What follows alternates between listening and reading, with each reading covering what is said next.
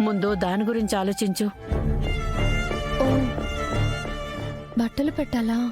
ఏంటోనే ఒక్కదానివి అన్నీ భరిస్తున్నావు. ఎక్కడి నుంచి తీసుకొస్తావే డబ్బులు?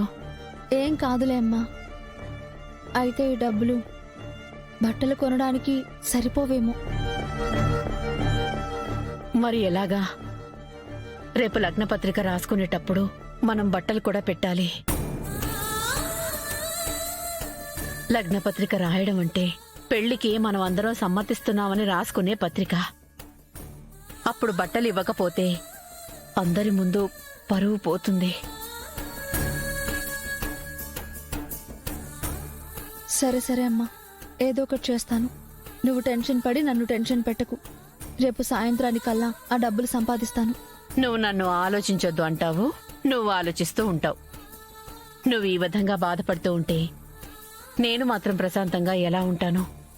సరే సరే, ఇవన్నీ తర్వాత. మధ్యాహ్నం కూడా నువ్వు అన్నం సరిగా తినలేదు. ఒక ముద్దు తిందుగాన్రా.